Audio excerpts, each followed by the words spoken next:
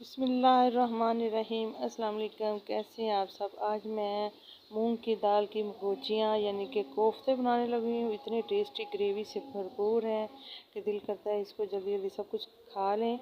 सबसे पहले मैंने दाल को भिगो कर के रख दिया था तकरीबन 1 घंटे के लिए नीम गर्म पानी के अंदर। अच्छा, अगर आपको जल्दी है तो नीम गर्म पानी के अंदर भिगो कर रखें मूंग की दाल को। अगर आपको जल्दी नहीं है तो आप 3 से 4 घंटे इसको ताज़ा पानी के अंदर भिगो करके रख सकते हैं। भिगोने के बाद दाल हमारी जो है वो काफ़ी फूल जाती है और फूलने के बाद इसको हमने करना है ग्राइंड। इसको साइड पे करते हैं। सबसे पहले हमने क्या करना है, ग्राइंडर एक जग लेना है और इसके अंदर रफली चॉप किया हुआ प्याज डाल देना है।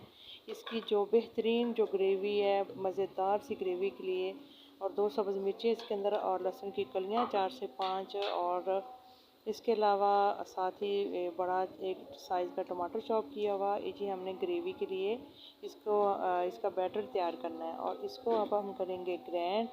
बस रफली सा चॉप करना है, ज़्यादा बिल्कुल बारीक नहीं करना, और बगैर पानी डाले मैंने इसको ग्राइंड किया है। और इसको एक प्लेट के अंदर डाल देते हैं। तो इससे ये होता है कि प्याज और टमाटर ग्राइंड करने से हमारी जो ग्रेवी है ना वो बहुत ही मज़ेदार बनेगी और अच्छी सी बनेगी। इसलिए इसको ग्राइंड करके रखा है और इसको साइड पे करते हैं। उसी जग के अंदर, ग्राइंडर जग के अंदर, अगर आपके पास जग है या आपके पास चॉपर है, जो भी है, उसके अंदर आपने दाल को डाल देना है, मूंग की दाल जो हमने भिगो करके रखी थी। और उसको डालने के बाद अब हमने करना है इसको ग्राइंड। तो बिना पानी डाले इसको ग्राइंड करेंगे और ये इतनी मज़ेदार बनती हैं कि बहुत ही ज़्यादा। आम सालन, कोई भी सब्ज़ी या सालन या दाल वगैरह खाने से ज़्यादा मज़ेदार ये बनती हैं। तो इसको हमने कर लिया है चॉप इस तरीके से। तो ये देखें कितनी अच्छी चॉप हुई है और मैं आपको क्लोज़ करके दिखा रही हूँ। अच्छा जी, अब हमने क्या करना है, इसके अंदर मसाले ऐड करने हैं। और सबसे पहले मैं इसके अंदर डालूँगी इसको मज़ेदार सा मूंग का कोफ्ता बनाने के लिए। इसको सबसे पहले डालेंगे थोड़ी सी काली मिर्च का पाउडर, थोड़ा सा नमक हस्बे ज़ायका, यानी कि 1/4 चम्मच नमक इसके अंदर डाल रही है, क्योंकि हमने ग्रेवी के अंदर भी मसाले डालने हैं। और थोड़ा सा अच्छा कलर करने के लिए हल्दी का पाउडर। तो इन तीनों चीज़ों को अच्छी तरह से कर लेना है ग्राइंड। लेकिन इसको मज़ीद इन्हेंस बनाने के लिए थोड़ा सा हम डालेंगे इसके अंदर जो है वो कसूरी मेथी, और इसको अच्छी तरह से मिक्स कर लेना है इस तरीके से। अच्छा जी, ऑयल को मैंने तेल गरम करने के लिए रख दिया चूल्हे के ऊपर। और जब इसका ये करना है कि कंडीशन को देखनी है कि ऑयल जब हमारा काफ़ी ज़्यादा गर्म हो जाए, उसके बाद हमने जो दाल के कोफ्ते हैं इसके अंदर रखते हैं। ये ना हो कि आप ठंडे ठंडे ऑयल में या नीम गर्म ऑयल के अंदर आप रखना शुरू कर दें, फिर ये होगा कि आपके कोफ्ते ख़राब हो जाएंगे और साथ से पक जाएंगे। तो इस तरीके से 1 बाय 1 सारे कोफ्तों को हमने इसके अंदर रखते जाना है। अच्छा, कई लोग इसको मंगोचियाँ भी कहते हैं, यानी कि कोफ्ते भी कह लेते हैं, ये आपकी अपनी मर्ज़ी है। तो बस इसको इस तरीके से आपने हाथ से या चम्मच से, जिस तरह भी आपको मुनासिब लगे, आपने कढ़ाई के अंदर रख देना है। और इसको 2 से 3 मिनट के लिए आपने मीडियम टू हाई फ्लेम पे बनाना है। अभी ये देखो मैं कर रही हूँ इसको स्पैचुला से, लेकिन अभी ये पके नहीं है नीचे से। तो 1 से 2 मिनट में और इसको बनाऊंगी। तो ये देखिए नीचे से कितना खूबसूरत कलर आ रहा है और कितने मज़े के बन रहे हैं और बिल्कुल गोल्डन कलर आ रहा है। तो अब हमने इस सबको, इसकी जो है साइड जो है इसको चेंज कर देना है। तो 2 मिनट लगे हैं एक साइड से और 2 मिनट लगेंगे दूसरी साइड से। तो इसी तरीके इसको अलट पलट करते जाना है।